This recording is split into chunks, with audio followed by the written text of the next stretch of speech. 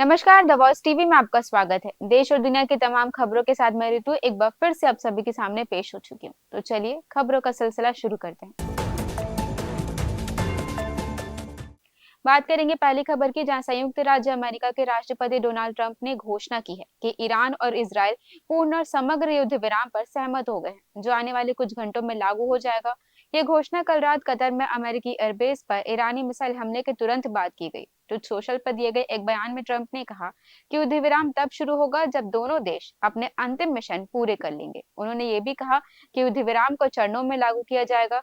अमेरिकी राष्ट्रपति ने यह भी कहा कि युद्ध विराम की पहल ईरान करेगा, उसके बाद 12वें घंटे में इजरायल करेगा और 24वें घंटे में 12 दिन के युद्ध की आधिकारिक समाप्ति पर दुनिया द्वारा सलामी दी जाएगी। जबकि ईरान के विदेश मंत्री अब्बास अरागची ने इजरायल के साथ युद्ध विराम पर किसी भी समझौते से इनकार कर दिया है।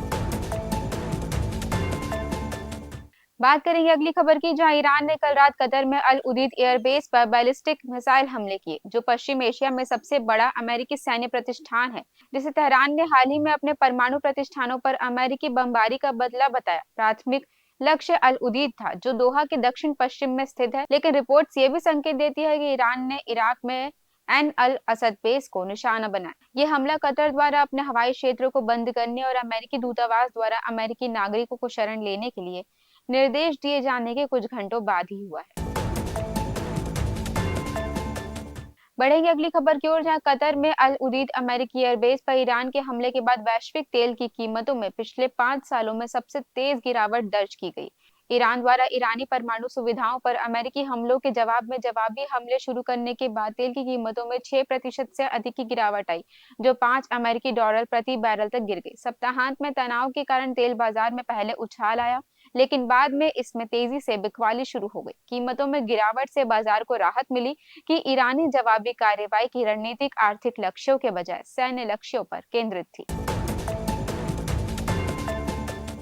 बात करेंगे अगली खबर की, जहां ऑपरेशन सिंधु के तहत मशहद से निकाले गए कुल 290 भारतीय नागरिक और एक श्रीलंकाई नागरिक कल शाम एक विशेष विमान से नई दिल्ली पहुंचे। विदेश मंत्रालय ने बताया कि इसके साथ ही अब तक 2003 भारतीय नागरिकों को ईरान से सुरक्षित वापस लाया जा चुका है। निकाले गए लोगों ने सरकार को धन्यवाद देते हुए अपने अनुभव साझा किए। बात करते हैं मौसम विभाग की, जहां भारतीय मौसम विभाग ने कल से उत्तर पश्चिम भारत में भारी से बहुत भारी बारिश के साथ बारिश की गतिविधि में वृद्धि का अनुमान लगा है। इसने कहा है कि आज मध्य प्रदेश में बहुत भारी से भारी बारिश होने की उम्मीद है। पूर्वी, उत्तर पूर्वी और मध्य भागों में भी भारी बारिश का अनुमान है।